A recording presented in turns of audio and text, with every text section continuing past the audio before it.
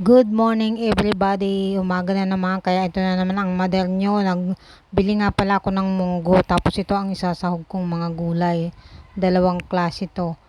Isang saluyot at saka isang daon ng ampalaya. Ayan, pipitasin ko lang ito at ito ang ihahalo ko sa aking munggo for today's video.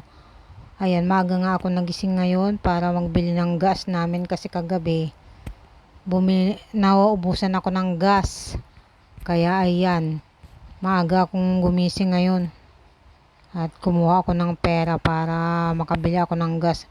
Dapat kahapon pa, kagabi pa ako nakabili kasi tinamad na ako lumabas ng bahay. Kaya ayan, pipitasin ko lang to, prepare ko ang ating mga gulay habang nagkakape. Ayan, mahirap nga pala mahirap pag nawawalan ka ng gas, lalo pagkaalanganing oras. Kaya ito, habang ako'y nagkakape, pipitasin natin tong gulay para isahog sa ating menu for today. Ayan, tapos ko na pitasin ang aking mga gulay. Nandito na naman tayo. Hugasan natin itong galunggong para ipiprito ko ito. Ito ay yung partner ng aking munggo. Kanina bumili ako ng isang isda kasi hindi ko ito nakitang galunggong na to, kaya ang nabili ko kanina 2 piraso lang. Akala ko walang galunggong. Nung maglakad-lakad ako, may nakita akong galunggong. Kaya ito na lang ang aking pang partner sa aking munggo. Hugasan ko lang ito kasi ito na lang yung aking lulutuin. Pero yung isang isda, sa ibang araw ko na naman yung lulutuin. Kaya ayan, nadoble ang aking isda ngayon. Pero ayos lang naman kasi kunti lang naman itong nabili ko kanina. Ito yung una kong binili. Sana 2 piraso lang kasi dalawa lang naman kaming kumakain ng isda dito sa bahay. Kaya ayan, ang gagawin ko dito tatago ko na lang muna siya sa freezer para hindi na maluto ng sabay-sabay. Kasi hindi naman maubos itong galunggong. Ang galunggong kasi masarap yan pagka pinirito tapos partner sa ating munggo. Ayan, nag-iisip nga tapos ayan, igagayatin natin itong aking mga kamatis saka bawang, sibuyas. Nag-iisip ako ng mga uulamin namin kanina, kaya lang naglakad-lakad ako, may nakita akong daon ng ampalaya. Kaya sana pagdesisyonan ko na, matagal na rin akong hindi nakakaulam ng ampalaya, ay ng munggo, kaya bumili ako ng munggo. Tapos pinartneran ko ng isda. Kaya, yun ang aking nabuong menu for today.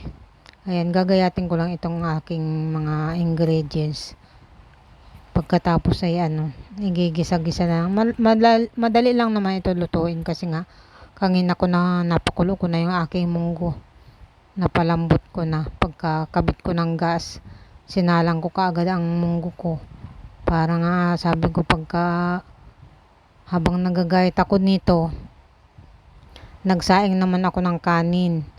Para double task tayo. Bago man ako matapos dito, at least yung kanin ko tapos na din. Ganyan ang mother nyo magkikilos dito sa bahay. Kailangan lahat ng oras ay occupied natin. Kasi mahirap yung may papasok pa kasi sa akin. Papasok yung aking ate. Hindi pa siya tapos magpasok. Pero hanggang bukas na lang siya. Yan. Kaya ayan. Kaya double job lagi ng mother nyo. Double task lagi. Ayan. Isiset aside natin. Ito ay liligpitin ko lang. Ayan. Nagpainit na ako ng kawali. Siyempre, magigisa-gisa na naman tayo. Mekos-mekos lang yan. Ang isasaw ko nga pala dito sa munggo, yung ulo ng hipo na pinagtanggalan ko nung pinirito kong ginawa kong ni kulit tempura. Kaya yun ang isasawag ko dito para lang may lasa. Tapos si charon. Ayan, pagkagisa ko nitong kamatis na to, susunod na natin itong ulo ng hipon para malasa siya. Hindi naman kailangan maraming sahog dito. Yung lumasa lang siya, ayos na yan. Hindi ko talaga yung tinapong kasi sabi ko pag nagulay ako, igigisa ko lang yan. malalaking hipon naman yan kasi pinagtanggalan ko lang yan ng tempura ng anak ko na nagpaluto siya ng mga nakaraang araw. Sabi ko magagamit ko pa to sa aking panggugulay. Ayan. Sunod na natin itong munggo. O, diba napakinabangan yung aking ulo ng dapat didikdikin ko yan. Pero napagdesisyonan ka syempre, wag na lang. Para mas masarap yung sisip-sipin natin. Ayan, nilagyan ko na to ng magic sarap para mas malasa. Tapos, syempre, kunting asin para talagang swakto na.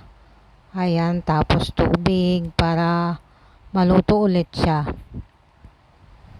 Ayan, isang puno lang dito, sakto na yan. Ayan. Ayan, tapos nilagyan ko na ulit ng gulay. Ayan. Tapos tinikman natin kung masarap na. Tapos yan, malapit na yan. Madali lang naman magluto. Once na naluto na, napakuluan na yung munggo, madali na lang igisa-gisa yan. Ayan. Tapos pagkatapos nito, ito na nga, lalagyan ko na ng pampalasa naman itong aking galunggong. Tapos sabay na natin iprito. Ayan. Tapos pagkatapos niyan, ayan, tapos na. Kaya yan guys, ito lang ang aming menu for today. Thank you for watching. Ayan, kung gusto nyo makita itong buo kong aking pagluluto for today's video na i-upload ko to sa Facebook, ay sa sa YouTube namin ni Kulit.